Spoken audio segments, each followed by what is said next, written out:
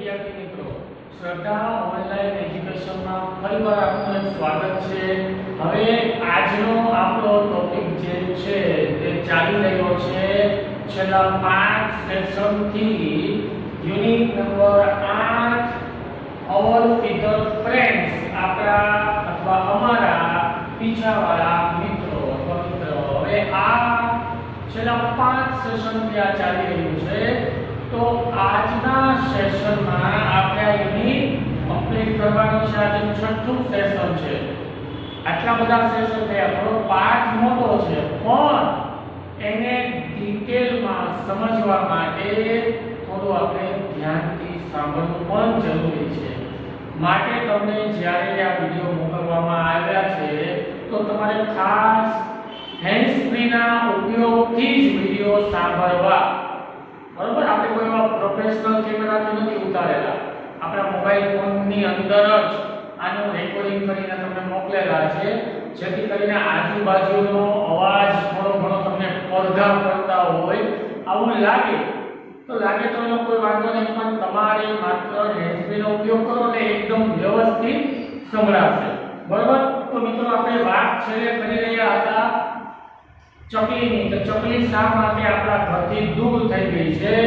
આવું જ્યારે શુભાંગીએ દેવાંગીને પૂછ્યું તો દેવાંગીએ એને જવાબ આપેલો કે માત્ર ને માત્ર એક જ કારણ છે, માણસ જે છે એ સ્વાર્થી છે અને સ્વાર્થી હોવાના કારણે માણસના લીધે આપણે ઘરમાં જગ્યા જેવી નથી રહેતી કે ત્યાં આપણે ચકલી આવી શકે, એનો માળો બાંધી શકે। બરાબર, તો આ રીતે વાત થઈ કે શુભાંગીએ દેવાંગીએ એને અમુક ઉપાય જણાવેલા કે ઘરમાં માળો એક તો કાતું બનાવ અથવા રેડીમેડ મળે છે લઈ આવીને ટાંકી દે તો પણ ચકલી આવશે, એને હાઉસ ફેરો તરીકે પણ ઓળખવામાં આવે છે। તો મિત્રો આગળનો સેશન આપણે સ્ટાર્ટ કરીએ છીએ। ત્યાં શુભાંગી એને કહે છે આગળ વન મોર ક્વેશ્ચન દીદી। બધા ટેક્સ્ટ બુકમાં ધ્યાન આપશે। વધારાનો એક પ્રશ્ન દીદી મારે પૂછવો છે। તો દેવાંગી કે હા યો ઓ શ્યોર, ચોક્કસ રીતે કહે Shubhangi please tell me about migratory birds. મને તું માઇગ્રેટરી બર્ડ્સ વિશે જણાવ। માઇગ્રેટરી બર્ડ્સ એટલે પ્રવાસી પક્ષીઓ, એક જગ્યાએથી બીજી જગ્યાએ જતા હોય આવા પક્ષીઓને માઇગ્રેટરી બર્ડ કહેવાય છે। તો માટે ખાસ એ યાદ રાખવાનું કે કેવા પક્ષીઓ? તો માઇગ્રેટરી બર્ડ્સ અને એક જગ્યાએથી બીજી જગ્યાએ સ્થળાંતર કરતા હોય તેવા। તો દેવાંગી કહે છે વેલ સુકુ, every year we have thousands of birds as our guests from Europe। દર વર્ષે શુભાંગી આપણા દેશની અંદર હજારોની સંખ્યામાં પક્ષીઓ આવે છે। ક્યાંથી? તો પહેલા તો કે યુરોપથી, પછી ક્યાં? Siberia and other cold countries, બીજા ઠંડા પ્રદેશોમાંથી। તો બીજા ઠંડા પ્રદેશોમાંથી યુરોપ, સાઇબેરિયા આ બધી જગ્યાએથી ઘણા બધા હજારોની સંખ્યામાં પક્ષીઓ આવે છે। કેવા પક્ષીઓ? તો કે બર્ડ્સ લાઈક અ પેલિકન, પેલિકન નામનું પક્ષી આવે છે તે, ક્રેન્સ એટલે સારસ, ડક્સ, વેરિયસ ડક્સ અલગ અલગ પ્રકારના બતકો એન્ડ રોઝી પાસ્ટર નામના પણ આપણા દેશની અંદર આવે છે। Travel thousands of kilometers to fly to India। હજારો કિલોમીટરનું અંતર કાપીને આપણા દેશની અંદર પેલિકન, પછી તમને કીધું ક્રેન એટલે સારસ પક્ષી, અલગ અલગ પ્રકારના બતક અને રોઝી પાસ્ટર, તો આવા પક્ષીઓ હજારો કિલોમીટરનું અંતર કાપી અને આપણા દેશની અંદર આવે છે। શુભાંગીને થોડી વધારે જાણવાની ઈચ્છા થઈ તો શુભાંગી શું કહે છે? Rosy pastor, this name sudden sweet, what is that? આ નામ તો એકદમ મીઠું લાગે છે સાંભળવામાં, એકદમ સરસ લાગે છે. What is that? ઈ શું છે? તો દેવાંગી કહે છે it is a bird like our myna. આપણી જે મેના છે એના જેવું આ પક્ષી છે. જેવું આપણે ગુજરાતમાં મેના તરીકે ઓળખીએ છીએ અથવા વૈયા તરીકે પણ, તો એના જેવું પક્ષી છે. Rosy pastor is vaiya in Gujarat. જો આમાં પણ આવ્યું કે ગુજરાતમાં આપણે એને વૈયા તરીકે પણ ઓળખીએ છીએ. Its colour is dull brown and pink. આનો જે રંગ છે ડલ બ્રાઉન, આછો બદામી અને પિંક, આછો પિંક જેવો હોય છે, ગુલાબી જેવો, આછો ગુલાબી અને આછો બદામી જેવો લાગે છે. આગળ જોઈએ શુભાંગી છે. શુભાંગી કહે છે it is the same one I see during winter flying in the flock. આ એવું જ પક્ષી છે કે જે મેં ડ્યુરિંગ એટલે દરમિયાન અને વિન્ટર એટલે શિયાળો, આ એવું જ પક્ષી છે જે તું વાત કરે છે જે મેં શિયાળાના સમયમાં ટોળામાં ફ્લોક એટલે ટોળામાં જોયેલું, જે પૂરી રહ્યું હતું અને ઉડતું આવતું જતું પેટર્ન નો, બટ એ સમયે મેં જોયેલું એવું જ પક્ષી છે તું જે વાત કરે છે. તો દેવાંગી કહે છે ગુડ ઓબ્ઝર્વેશન. ખૂબ જ સારું નિરીક્ષણ. This bird arrives in India in June, July, in Europe and return in March or April. આ પક્ષી ક્યારે આવે છે? અત્યારે મતલબ આવી ગયું હોય અને જે આપણે ભારતમાં જશે યુરોપ થી આવે છે.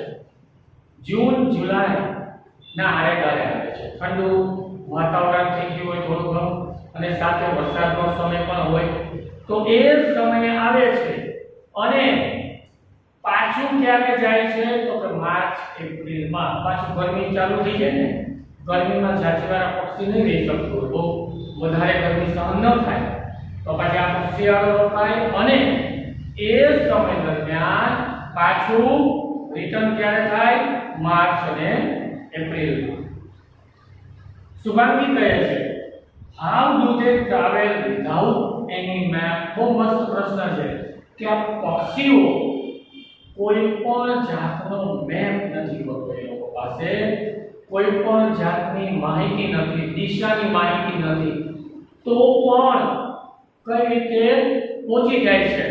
આપણે અહીંયાથી ધારો કે યાદની કોરે કોઈ શેરીમાં જવું છે તો આપણે સીધું ગૂગલ મેપમાં નાખી દઈએ. गूगल ने पूछेगा क्या, वहां से गलत ले दे, वहां से सीधा जाना, आधा आना, आउट खालू है प्रॉब्लम થાય. Turn left, turn right, wrong way, આવું બનતું હોય તો આવું કાંઈ નહીં, એ લોકો કેવી રીતે આવતા હોય? તો ખૂબ જ સરસ વાત છે.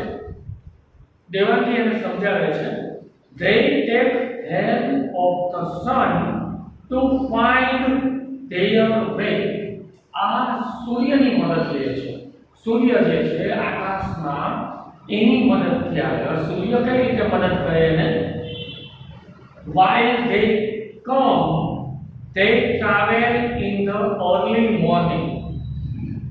જ્યારે એ લોકો આવે છે ત્યારે સૂર્ય પૂર્વમાં ઉગે તો પૂર્વ બાજુ એ લોકો હાલ્યા અને સવારે પાછા વહેલા ઉગતા હોય.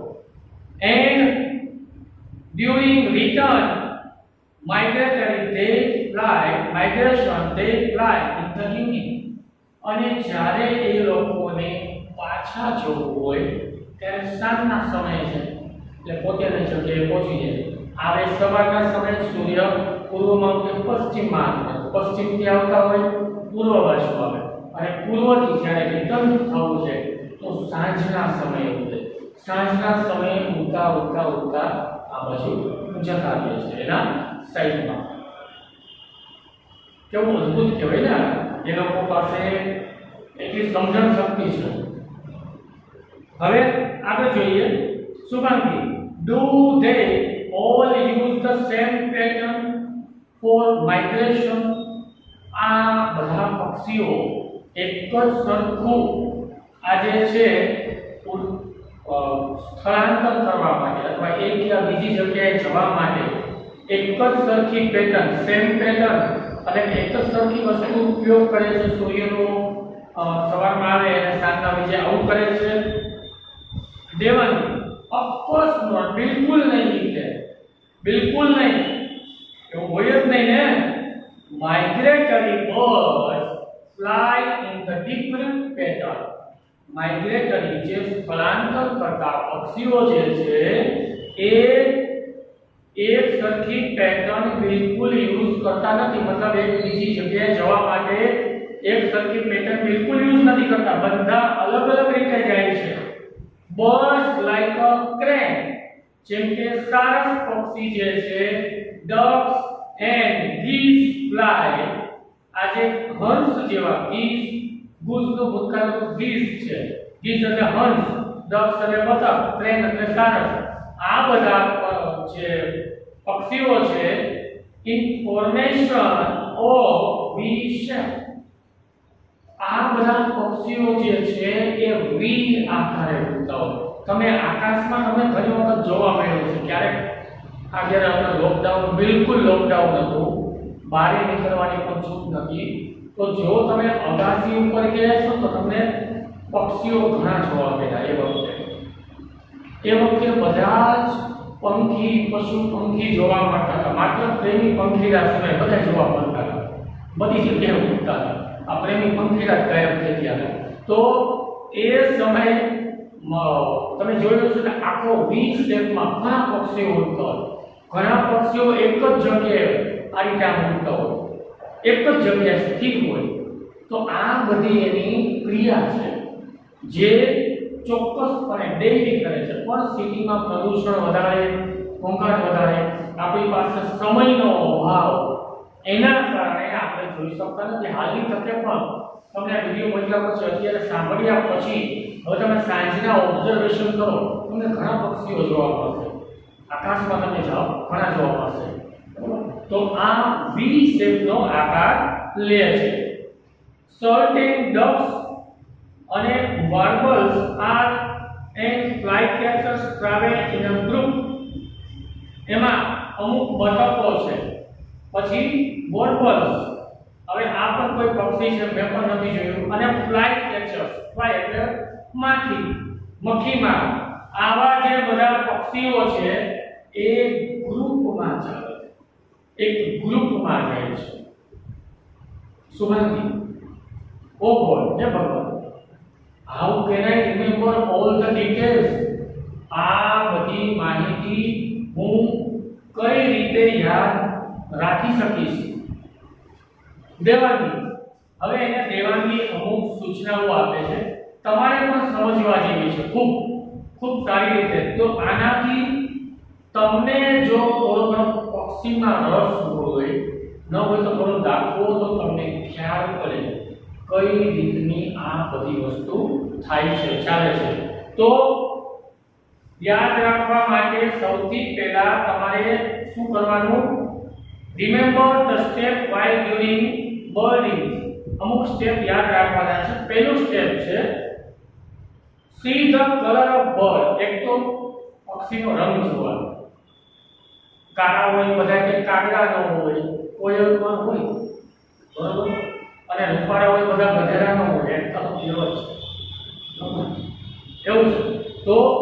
ઓબ્ઝર્વ ઇટ્સ સાઇઝ એની સાઇઝ જે છે પક્ષી નાનું છે મોટું છે શિકારી પક્ષી છે તો એ તમારે સાઇઝ ઉપરથી નક્કી થાય notice the shape and length of the bill or tail હવે એક તો તમે એની નોંધ કરો એની પૂંછડી કેવડી છે એની બિલ અથવા બિલ ચાંચ કેવડી છે પક્ષી જાડું છે પતલું છે ઊંચું છે કેવું છે એ જો એનો આકાર કેવો છે એ જો ચોખ્ખું place of side like a parched હવે એ ક્યાં ઉતરે છે વસવાટ કરે છે ક્યાં બેસે છે એ જો પાર્ચ્ડ એટલે કોઈ સ્થળ જે છે સ્થળ એ કઈ જગ્યાએ લેન્ડિંગ કરે છે ઉતરે છે એ જો ઓન અ ટ્રી ઝાડવા ઉપર ઓન અ વાયર આપણે ઇલેક્ટ્રિક પોલના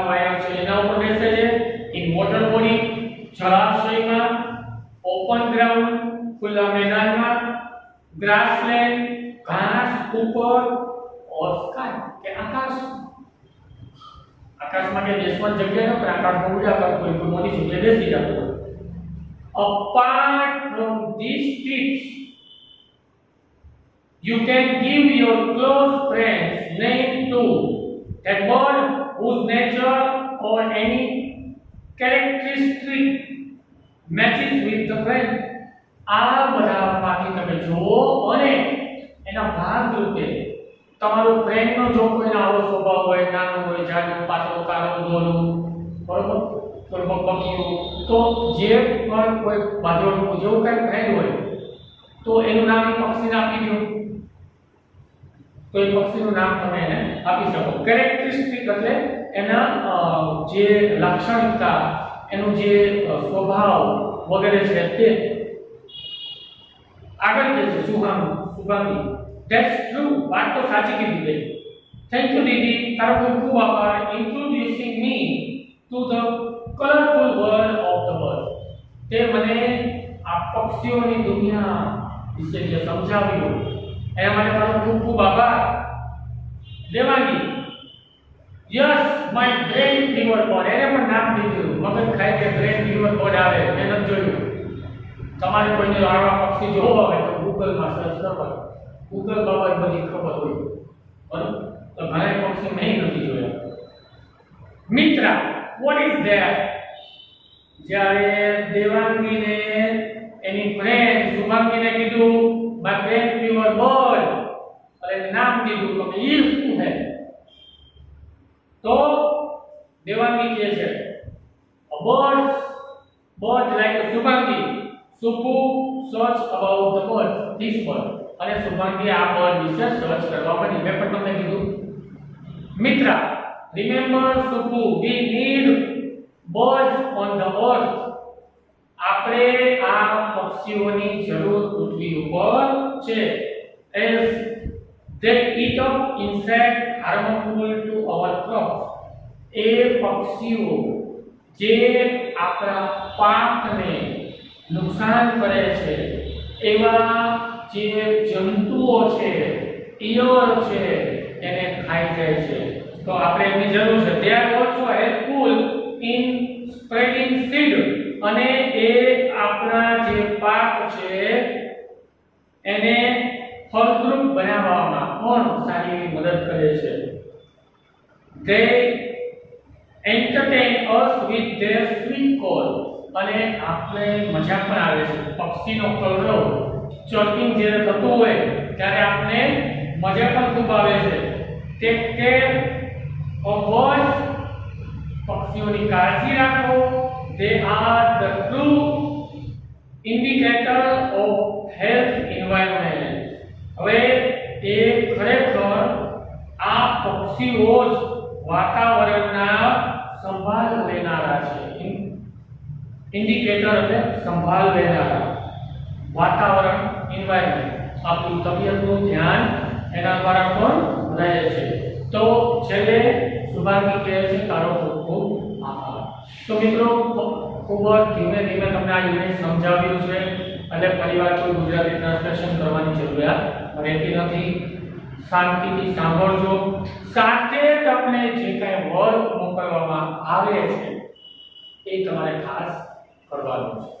થેન્ક યુ. આભાર.